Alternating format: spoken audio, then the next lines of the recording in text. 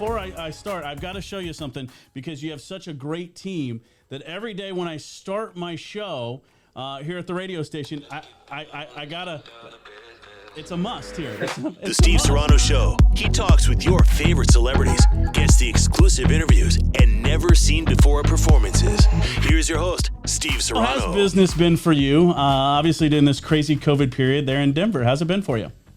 It's been great. You know, for me personally, I had a great year, and obviously a big hit now with the business, which is really helping a lot to stay motivated. And I mean, life is good. I can't complain. I saw on one of your Instagram posts that you said it's a little weird behind the stroller compared to being behind the DJ booth. How's it been being a new father here? I mean, it's been incredible. It's really crazy to see how she develops in just a couple of months already. So much more awareness of everything, and it's great to spend a lot of time with her. So as I was saying, I've been very blessed that during COVID, I became a dad. So it's been really fun, but it's definitely started to itch that I want to DJ again. So it's just. Solo is fun, but I miss DJing now too. I bet. I just became a dad also. He's going to be 3 months old here in about a week. I need some advice from Tiesto then. What advice have you? You're like a month ahead of me here. What do I need to do? We're all getting the itch here. I think it's the deaf leading the blind in this case. I just learned how to do a diaper also. So we're both trying to help each other out here, I guess. Yeah. There's not much we can do yet. I think. I mean. Just be there for our wives and be supportive. That's right. That's all we can do. Yeah. So take me back. 14 years old is when you really took this DJ from a hobby and really started to really do it all. Why did you want to become a DJ in the first place? It's just I always love to share music with other people, and when I had a new track, I would play it for my friends, and I would be so excited to play it for them, and then. They said, you should do something with this. You should become a DJ. And I was also attracted to music since I was like 4 years old. I always listened to music every day, and my mom as well. So I think it has always been in me that I wanted to be in the music business, but I had no idea I was going to be a DJ. Could have been working for a record company or a radio jockey or anything, It was... But it turned out to be a DJ. As a DJ also, did you learn always on turntables, or were you more of a club-style CDJs when you started too? Is it always, or have you been able to go back and forth quite a bit? Well, yeah, I started off with turntables and a little cassette deck even. And then later on, a bit of both, the CDJs and the turntables, and then moved completely to the CDJ. So I've seen the whole evolution of the DJ world. Yeah, and then it comes back. Then the turn to everybody wants the albums and the vinyls all over the place, which has got to be very cool. You've always been, Tiesto, always been so good at reading a crowd. Yeah. You can read a crowd like no other, and I think that's why you've been so successful. How do you prepare going into every single event, as crowds are going to be different for you to make sure that you're always continue that success every single event? Yeah, I mean, I see every event basically as a football match, So that's how I prepare for it. So I think about where I'm playing, what crowd it is, have I played there before, and then I start to figure out the music. And always before the show, or even the days before the show, I always talk to the promoter as well in the city where I'm playing, and he tells me how the crowd is. So it's really, I really start to figure out what kind of crowd is going to be in front of me, and then I just select the tracks for that specific crowd, and then see how it goes, and then still have some backup plans and options. And so it's a little bit of a like a football match. Do you have to eat or drink or do anything specific before every event? Do you have a ritual that Tiesto does before every event? Well, I always see as Tiesto is the guy that brings the party, So I like to have a nice dressing room, like a green room full of people, and we all have a glass of champagne, and there's some food there, and so the party starts there. It's like a pre-party, pre-game party. Blue M&Ms? Do you have to do blue M&Ms? Yeah. All blue M&Ms or anything? No, I'm not that picky. You're not that picky. I do like my champagne. That's right. That's right. Nothing wrong with that. Yeah. There's nothing wrong with that. We got to talk about your single, The Business. You started this really when the pandemic, happened almost a year ago. Was it different for you to make this track compared to other tracks because it was right at the start of the pandemic?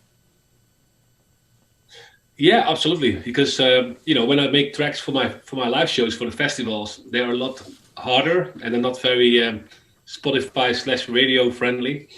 And when I made the business, first of all, I love the lyrics right away, and I was like, oh, in 2 months this COVID stuff is over, so we go back down to business, and so it was very relatable. And but I wanted to make it sound more like warmer and softer, so you can listen to it at home in the car, because I was already stuck home for 5 weeks, I think. So I felt like a little bit more making more mellow stuff, and the business became a lot more warmer than my normal tracks, I think. So. And normally you get to test those tracks at events or clubs or whatever. But did you ever really get to test this track? No, not really. I mean, the only time I played it live was at Red Rocks last year. We did a small event for 175 people in a 10,000 capacity venue. So it's not the same, I love to. You got to explain to these listeners too how you envisioned when you wrote the song, or when you got the vocals first and then you produced the track, but how you kind of envisioned when you'd go up on stage, how this song would be playing. I just love this description of your plan. Hopefully, when we get back to business very soon. Yeah, no, absolutely. I mean, can't wait. I think next month or in 2 months, right? We'll be back. We just hope. We just hope. That's right. We'll be back in business. Yeah. How cool was it to have Ty Dolla $ign come to you for the remix for part 2 of this track? Were you expecting it? Did you think anybody was going to come to you about this? Or, I mean, it's pretty cool on that part. No, it was definitely a bit unexpected. And I always liked Ty Dolla $ign because he's a very talented guy, and he released some amazing tracks. So I was like, he would be perfect for it. So he rewrote the verses, and he made a completely different version of the business. So it's really cool what he did. That's all. And normally it's you remixing the tracks. So this is got to be a fun, different approach, especially when Ty Dolla $ign comes to you to do the same thing for your track. Yeah, absolutely. All right, I got one more question. What is like the craziest place or location that you came up with a song? Obviously, you're on the road 24/7. Is there been a certain place that you were at, a certain location that you're like, hey, hold on, this is exactly what I need to produce before I step out into a festival? Well, every song is different and has a different story. So I think when I did Split with the Chainsmokers, we were actually in Split, the city.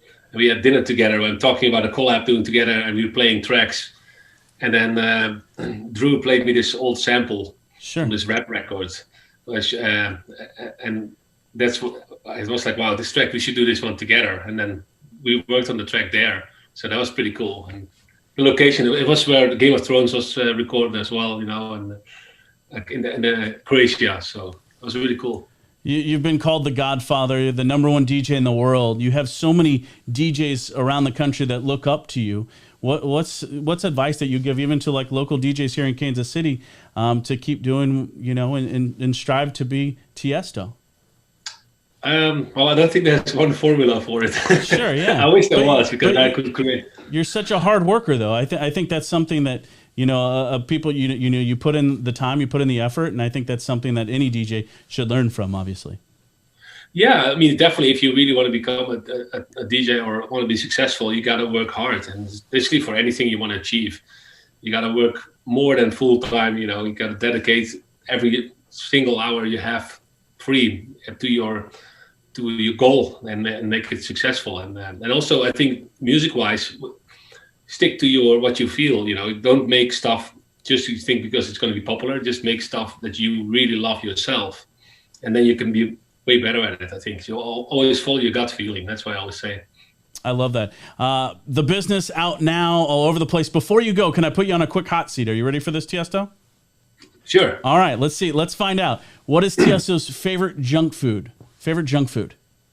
Burgers. I love that. That's not really a junk food, Tiesto, but that's your junk food. I like that. All right. That's my junk food. This is definitely changing, especially right now during the pandemic, and you're there in Denver. What's the last thing you do before bed? The last thing I do before bed? watch television, I guess. There you go. That puts you to sleep. That puts you to sleep. All right. Yeah. How about this? Favorite ice cream flavor? What's your favorite ice cream flavor? I like soft serve ice cream. That's the only ice cream I eat. Really? Yeah, soft serve is my thing. Do you have to put a bunch of like nuts or cherries or chocolate in it or anything? Yeah, hot chocolate. You dip it in hot chocolate, and then it freezes up, and then it's perfect. That's it. That's it. Now that's your Tiesto. That's your junk food. All right. There's your. Oh, okay. There's your. Now I know what junk food is. What I about? actually eat very healthy. That's good. That's good. You got to. All right. Dogs or cats? Do you have a preference? Yeah, I like dogs because a dog has a boss and a cat has employees. They say so. That's true. That's true. That's true. What about your biggest pet peeve? What's your biggest pet peeve? Pet peeve? I don't know what a pet peeve is. Pet peeve, something that you just discourage, you just don't like. Is it people that wear, flip flops in the mall? What's one thing that you see people that maybe they do that just bothers you the most? That's a hard one. You don't think you think on that. The next time somebody will bring it up, now you'll know. Tiesto will know what his pet peeve. I don't feel like I'm not bothered very easily by people. So that's probably why you're so successful. That's why you're so successful. I spend a lot of time in airports where there's always a lot of people. So I just do my thing. I don't really get bothered. You're straight there. All right, a couple more. What app do you use the most? What app do you use the most? The app I use the most is probably Instagram.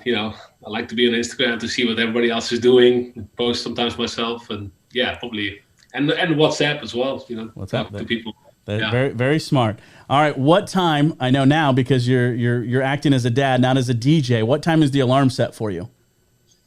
It goes off every 2 hours. 24/7. 24/7, every 2 hours. That's right. Every 2 hours. It's just like, hey, he's awake. Time to eat. Time to eat. Yeah.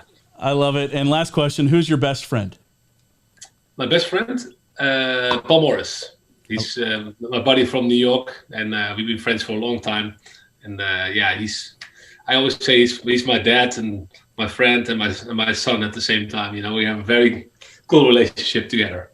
I love it. Yeah. Tiesto, thank you so much for taking the time to do this. We really appreciate it. We're so excited. The business out now, part 2 out now too. We look forward to hopefully seeing you very soon. I'll come and see you in Vegas. It'll be a must. That would be great. I would love that. You can. I would love to come back to Kansas too. I had an amazing barbecue dinner there once, and I forgot the name of the restaurant. It was very popular and it was amazing. So. That's it. My treat. You come back. We'll go out there. We'll take you to one of the best clubs, and we'll be set to go. Amazing. I would love that. I love it. Tiesto, thank you so much. Thank you, man. Thank you guys so much for watching the Tiesto interview. It would mean so much to us if you guys would actually subscribe, like, even hit that notification so you can find out who we're going to be talking to next. And I'll tell you who we're talking to next. It's Mr. Country Grammar. We're talking to Nelly. It's been 20 years since he dropped that album, and we're going to find out about his new project with FGL. We'll talk to Nelly next. Thanks for watching, guys.